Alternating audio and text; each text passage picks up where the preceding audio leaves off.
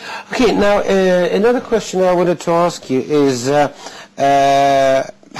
are the competences, how is it divided between the branch of the International Red Cross, which you are heading here for the number of Eastern Europe countries, and the Russian Red Cross?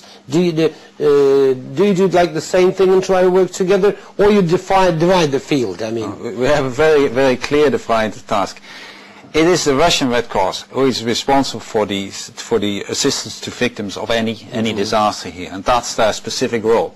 And our role as this international office is to liaison them with other national societies. We have 186 national societies all over the world, and we have a moral obligation to help each other. So we do coordination of international aid.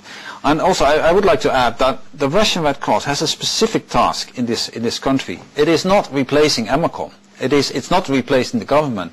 The strength of the Russian Red Cross is to be able to mobilize volunteers at the moment there is a disaster, and we're trying to help to train these volunteers that they're able to do the right thing at the right moment.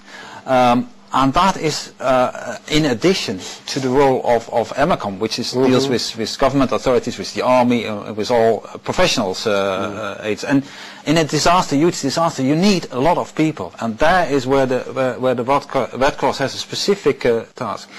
Now, what we do as international organization is to share with the Russian Red Cross the knowledge and the experience which we have in China, in Myanmar, where we had the biggest disasters, or wherever disasters occur. In America, everywhere we have disasters.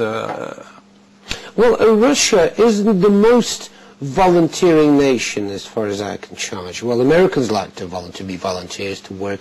As far as I know, Russians are not so eager, maybe because especially the older generation, they were fed up by volunteering during the communist times when it was forced volunteering. Yeah. So do you have problems with that? Do you have problems with people that are ready to work for free, who volunteer to help? No, I read a report 2 weeks ago where it was argued that this is not true. Really? Russians are good people, and they are good people.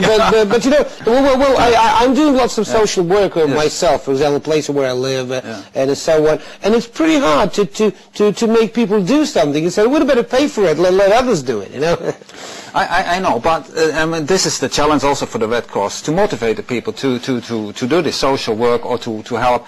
But there is so much interesting work to be done, and we often have among students very interested people, because you can also learn a little bit from it. And if we can combine, say, a benefit for the people themselves and those who need the help, it very often works. We're still the biggest volunteer organization in the world, the Red Cross. Yeah.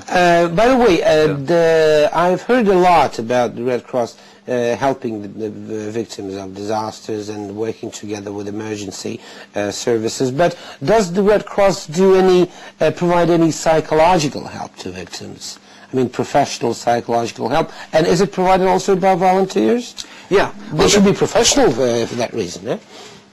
No. Okay, tell us about it. No, in the first place, I mean, it's a professional job to give, say, psychosocial social support. But and we did this year, last year, we had the victims of the conflict in Ossetia. So we had the refugees in North Ossetia, and based on a system here within the Red Cross to help to give social support to the victims of Beslan, the same team, the same people were still active. They helped the victims of the Ossetia conflict. The issue is that, yes, maybe you start with professionals, but you can train volunteers to create self-help, to be able to give listening. Everybody can learn. Giving consolation. Everybody can learn. It's in your heart. It's not a technique which is very complicated. So this is what the Russian Red Cross does, to develop this type of social psychological support, to be able to be rendered by volunteers to to the population. Do you work a lot, or at least do you try to work with the church? Because especially in case of the psychological help, the church can help a lot. Yes, the church can do the same work. We ourselves, I mean, as the international office, don't, but I know the Russian Red Cross has very good relationship. The Russian Red Cross has a relationship. With the church. I don't know exactly how they work together, but I mean.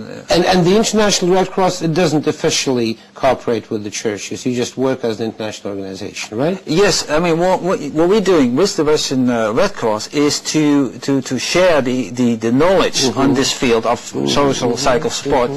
What we have a center in Denmark which collects all the information and all the knowledge on social psychological support, and they share that with Russian, and we benefit also from the experience of Russians and the Russian activities with our work somewhere else. Okay, just one other question. You mentioned already that you work closely with government organizations, especially with the emergency ministries.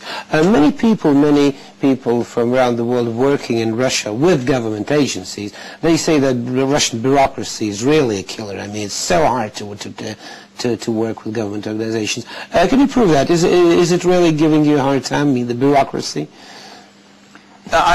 In my office, yes, I see a lot of the bureaucracy, but I think if you're used to it and if you follow the rules and in terms of emergencies also have certain arrangement made, that we can be more effective. This is one of the issues which we're trying to tackle here, that we have kind of pre-disaster arrangement, that if a disaster comes, that we can skip the bureaucratic barriers, yeah. That's why we're negotiating, but I mean it's not fixed yet, but that's the idea. Well, that gives help. Okay, thank you very much for being with us. And just a reminder that my guest in Spotlight Studio today was Yaap Timmer, the regional representative for Belarus, Moldova, Russia, and the Ukraine at the International Federation of the Red Cross. And that's it for now from all of us here. If you want to have your say on Spotlight, just drop me a line. We'll be back tomorrow with more first-hand comments on what's going on in and outside Russia. Until then, stay on RT and take care.